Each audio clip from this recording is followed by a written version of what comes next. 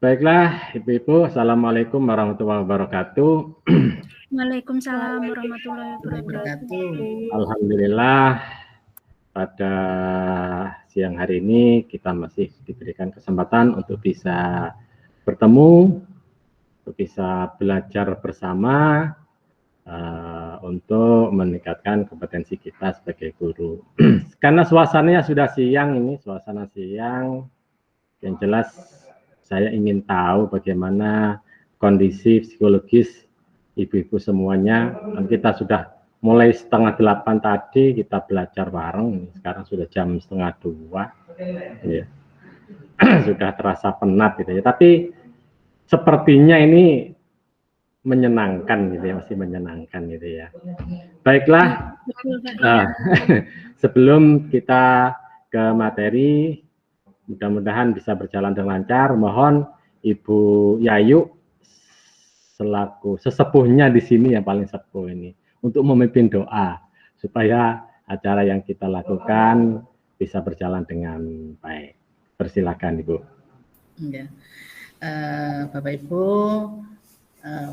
supaya untuk mengawali pembelajaran pada siang hari ini, supaya apa yang kita pelajari, apa yang kita kerjakan ini merupakan hal yang baik dan bermanfaat bagi diri kita maupun peserta didik kita nanti. Mari kita awali dengan berdoa. Berdoa dipersilakan.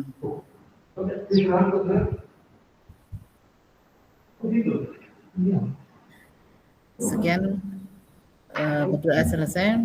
Monggo Pak Agus dilanjutkan pembelajaran. Terima kasih Bu Yayu telah memimpin doa. Ibu-ibu semuanya,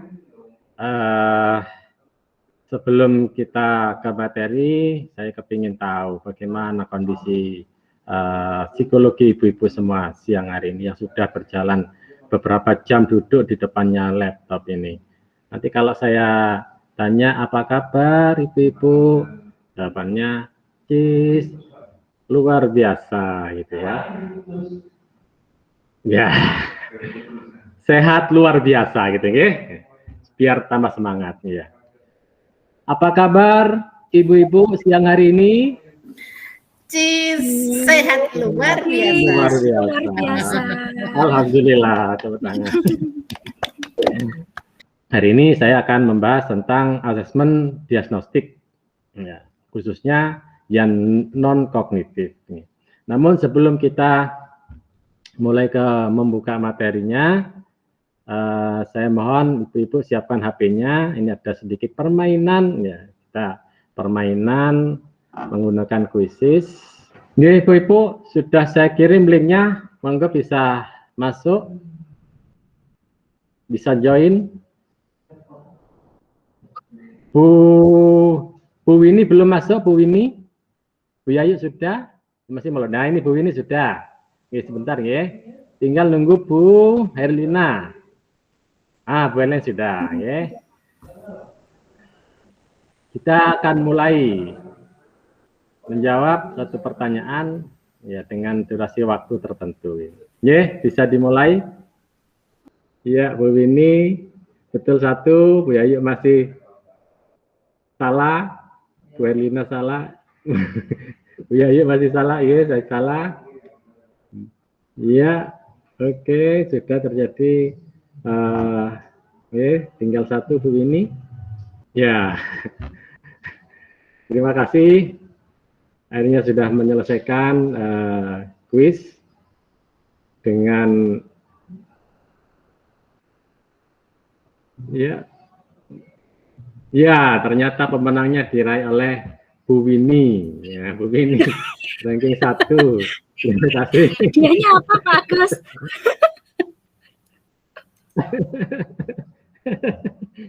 Ya. Itu sekedar permainan singkat saja supaya kita lebih semangat ya. Salah satunya juga belajar menggunakan IT gitu ya. Tadi kalau Bu ini belajar menggunakan Jamboard, ini saya belajar menggunakan quiz. Bentar kita ke share screen-nya. Nah, apakah sudah muncul Ibu-ibu? Sampun, Pak. Sampun, makasih. Ibu-ibu sekalian, hari ini kita akan belajar bersama tentang asesmen diagnostik, ya. Jadi tadi saya sudah ngirim kuis, ya, jenengan sudah mengisinya tadi. Nah, itu isinya terkait dengan asesmen, gitu ya. Sebenarnya asesmen diagnostik ini ada dua, ada yang kognitif dan non kognitif. Nah, pada kesempatan hari ini, karena keterbatasan waktu, kita akan membahas yang non kognitif. Terlebih-lebih kita sebagai guru bimbingan konseling terkait dengan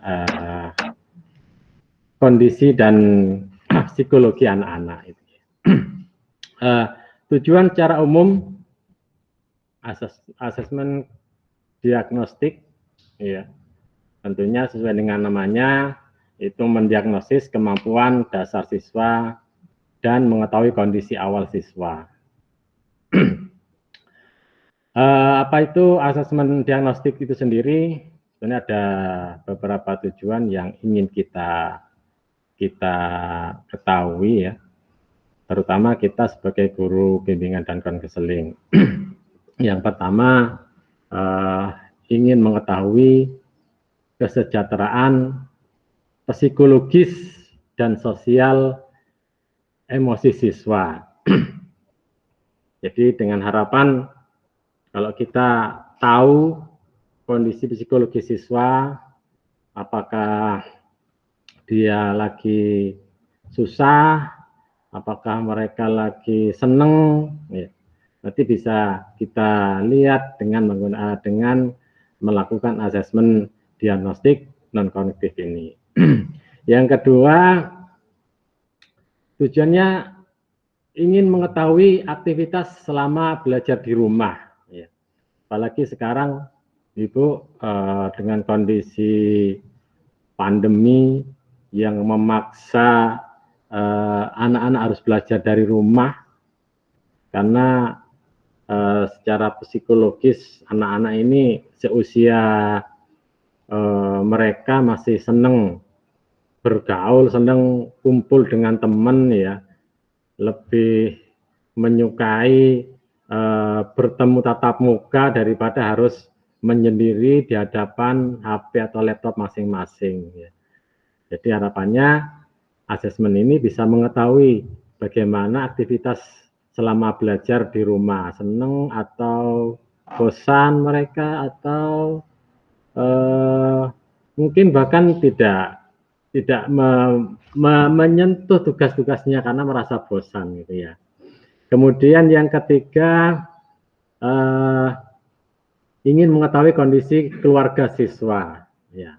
Harapannya dengan asesmen ini kita tahu bagaimana sih kondisi keluarga siswa, apakah kelasnya kelas ekonomi menengah atau ekonomi bawah, gitu ya. Sehingga harapannya kita bisa paham keberadaan siswa. Kemudian yang berikutnya, ingin mengetahui latar belakang pergaulan siswa. Jadi dengan adanya asesmen diagnostik kognitif ini, kita diharapkan tahu bagaimana pergaulan mereka di luar sana, ya. Karena mereka itu terutama seusia anak SMA atau SMK ini suka-sukanya, ya, paling getol-getolnya untuk bergaul dengan teman sebayanya. Makanya dengan asesmen ini harapannya kita bisa tahu latar belakang pergaulan mereka. Kemudian yang berikutnya, mengetahui gaya belajar. Ya. Salah satunya adalah tujuannya untuk mengetahui gaya belajar. Bagaimana sih gaya belajar mereka? Karena kita tahu bahwa gaya belajar siswa itu macam-macam ya. Seperti dicontohkan Bu Winnie tadi, saya ini gaya belajarnya auditori. Ya. Sama dengan saya juga gaya belajarnya harus mendengarkan. Ya, ada yang gaya belajar dengan kinestetik, ya harus melakukan langsung, dengan praktek langsung, dengan gerakan. Gitu. Ada yang gaya belajar membaca atau visual gitu ya. Jadi harapannya dengan tes asesmen ini kita mengetahui, oh si A ini gaya belajarnya kinestetik, berarti saya sebagai guru bagaimana cara mengajar anak-anak kinestetik kan begitu. Kemudian juga ingin mengetahui karakter serta minat siswa. Ya. Harapannya dengan dilakukan asesmen diagnostik ini kita mengetahui, oh karakternya si A ini seperti ini, si B itu seperti ini. Terus minatnya bagaimana minatnya, ya. Jadi harapannya seperti itu. Kemudian asesmen diagnostik diawali dengan di awal pembelajaran dilakukan untuk menggali hal-hal seperti tadi kesejahteraan fisiologis dan sosial siswa, ya, aktivitas selama belajar di rumah, kondisi keluarga dan pergaulan siswa, terus gaya belajar. Kemudian tahap-tahapannya itu ada tahap persiapan, kemudian ada pelaksanaan, dan ada tahapan tindak lanjut. Kemudian untuk persiapan, tahap persiapan yang pertama, siapkan alat bantu berupa gambar-gambar yang mewakili emosi. Nah, ini kaitannya dengan pembelajaran secara daring, Bu. Jadi kita suruh menyiapkan alat bantu berupa gambar-gambar yang mewakili emosi. Ya baik daring maupun luring juga bisa digunakan ya. Yang pernah siapkan pertanyaan panduan seperti apa yang sedang kamu rasakan saat ini? Ya. Kemudian bagaimana perasaanmu saat belajar di rumah? Kemudian kita membuat daftar pertanyaan kunci mengenai aktivitas siswa. Ya, siapkan pertanyaan kunci seperti berikut. Apa saja kegiatanmu selama belajar di rumah? Dan apa hal yang paling menyenangkan dan hal yang tidak menyenangkan ketika belajar di rumah? Apa harapanmu? Jadi kita diminta siswa untuk bisa menulis. Kemudian tadi tahap persiapan, kemudian untuk pelaksanaannya, dalam pelaksanaan asesmen diagnostik khususnya yang non kognitif ini, kita meminta siswa mengekspresikan perasaan selama belajar di rumah serta menjelaskan aktivitasnya. Sekarang coba kita sekarang lagi belajar gitu Ibu, kita belajar bersama hari ini. Coba mungkin ada yang bisa mau bercerita, ya. Jadi kita bisa menggunakan cerita ya, cerita selama kita belajar di rumah. Ya. Coba mungkin ada yang mau bercerita terkait dengan kondisi selama kita belajar di pelatihan ini. Coba Bu Herlina.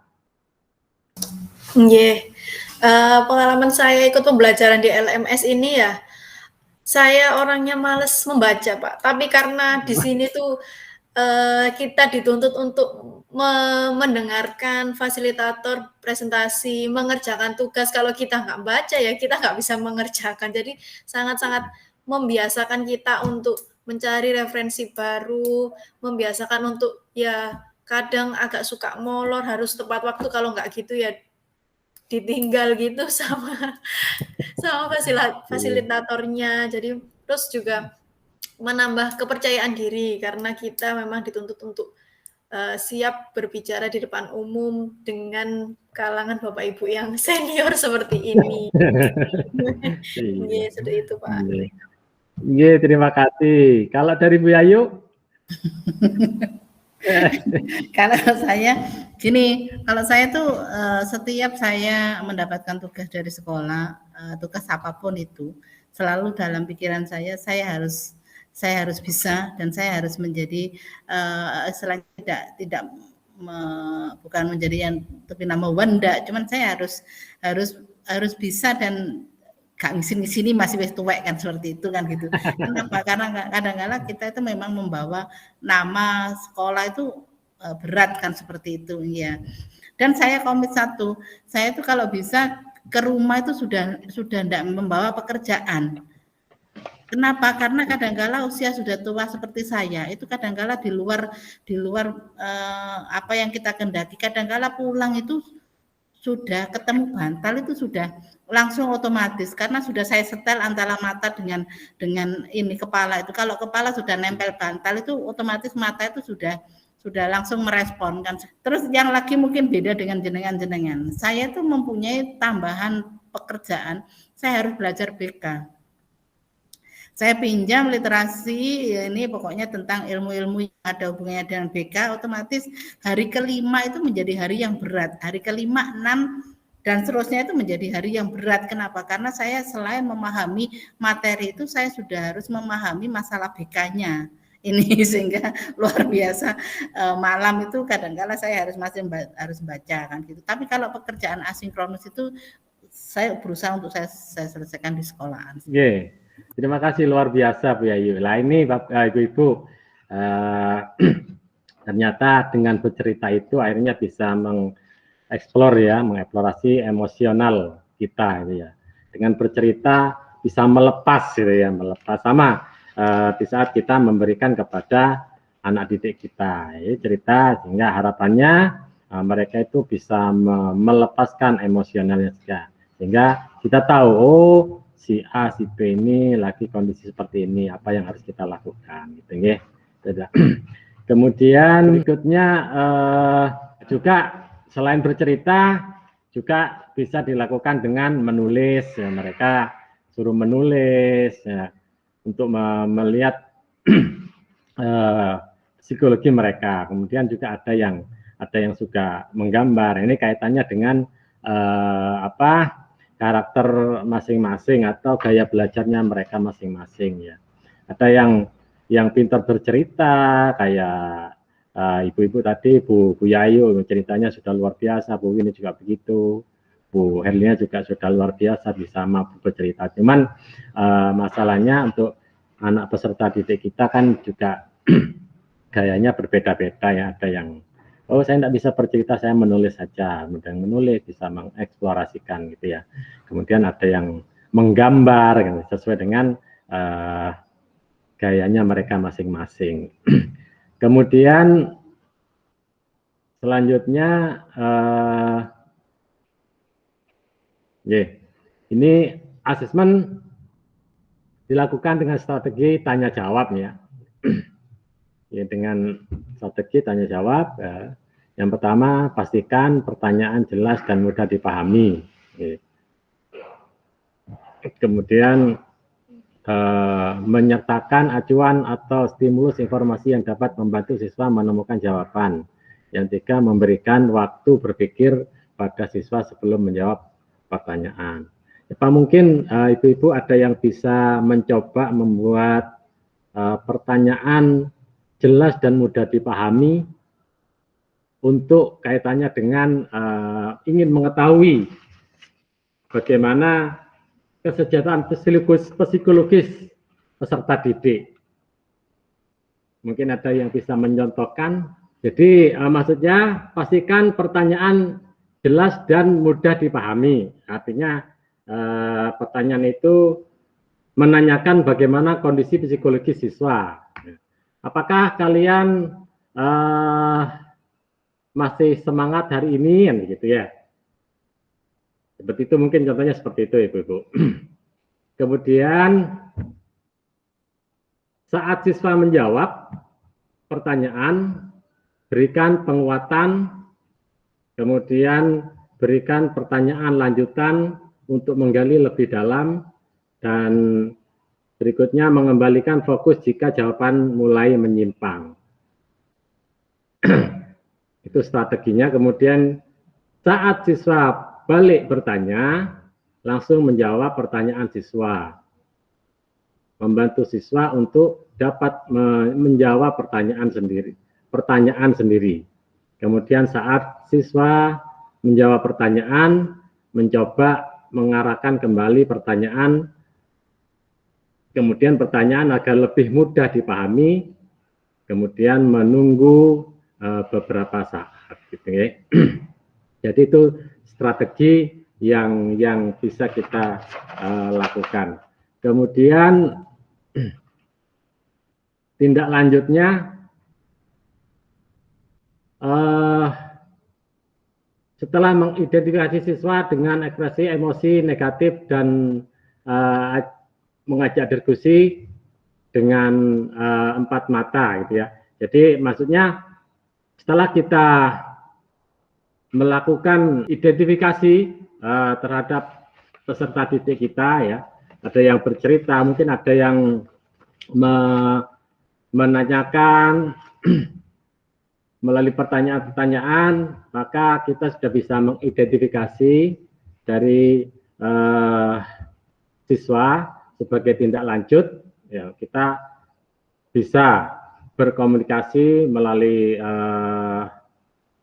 telepon, kemudian atau kalau bisa, kalau mau peserta didik mau datang, ya bisa kita layani, kan gitu maksudnya ya. Kemudian yang kedua, menentukan tindak lanjut dengan mengkomunikasikan dengan siswa serta orang tua bila diperlukan. Ya. Dari hasil asesmen yang kita dapatkan, keberadaan siswa bagaimana, ya, maka bisa dikomunikasikan dengan siswa dan orang tua untuk tindak lanjutnya bagaimana. Kemudian yang ketiga, ulangi pelaksanaan asesmen pada awal pelayanan. Artinya asesmen ini memang harus sesering mungkin Ibu untuk kita lakukan. Harapannya kita mengetahui dan memahami bagaimana kondisi psikologi, bagaimana kondisi emosional siswa saat ini, ya. Terutama saat mau pembelajaran. Harapannya kita bisa memberikan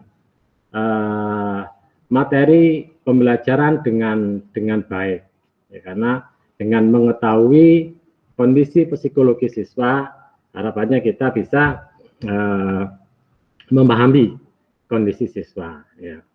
Mungkin itu yang bisa saya sampaikan. Mohon maaf barangkali agak terputus-putus gitu ya. Mungkin sebelum diakhiri, ada yang ingin mau ditanyakan Ibu-ibu? Nggih, Bu Yayu, monggo. Terima kasih Pak Agus. Jadi tadi sempat saya membaca, mungkin saya salah menafsirkan atau bagaimana. Tadi pada saat langkah-langkah, kalau nggak salah sebelum tindak lanjut ini, tadi ada, jika ada pertanyaan dari siswa, maka guru bisa membantu mengarahkan siswa untuk menjawab pertanyaannya sendiri, kan seperti itu. Sehingga menurut pemahaman saya dari yang disampaikan Pak Agus tadi, kalau ada anak bertanya, ini pada hubungannya dengan pelayanan, maka kita tidak langsung memberikan jawaban, kan seperti itu Pak Anggi. Tapi kita arahkan, kita beri arahan, kita bantu mereka untuk bisa membantu pertanyaannya itu sendiri atau mencari jawabannya itu sendiri, seperti itu. Iya. Nggih. Nggih, Bu. Itu maksudnya, nggih. Terima kasih. Berarti sudah sama apa yang saya tangkap dengan yang disampaikan Pak Agus. Nggih, matur nuwun. Nggih. Bu Erlina. Nggih.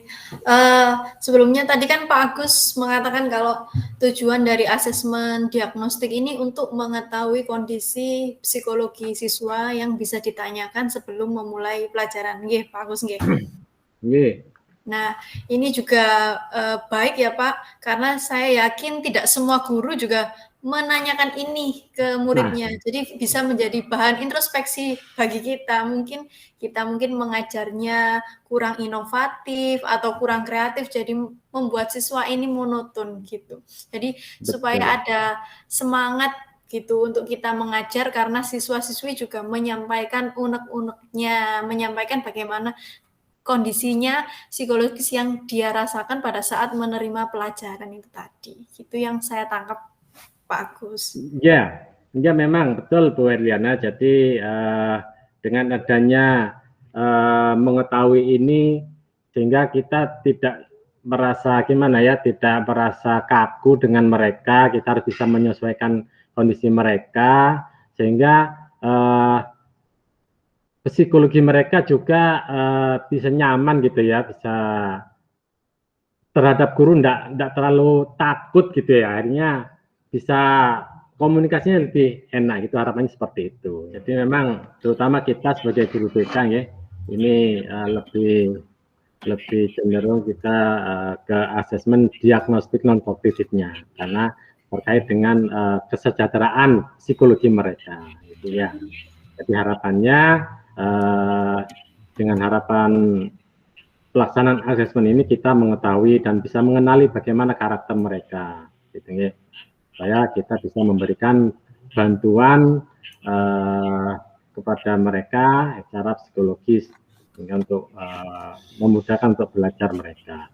Mungkin itu yang bisa saya sampaikan, Ibu-ibu. Mohon maaf apabila kurang berkenan, dan terima kasih atas partisipasinya pada pembelajaran siang hari ini. Semoga bermanfaat bagi kita semuanya. Dan sebelum saya akhiri, salam sehat. Semoga kita selalu diberikan kesehatan. Terima kasih. Assalamualaikum warahmatullahi wabarakatuh. Waalaikumsalam warahmatullahi wabarakatuh. Terima kasih ilmunya.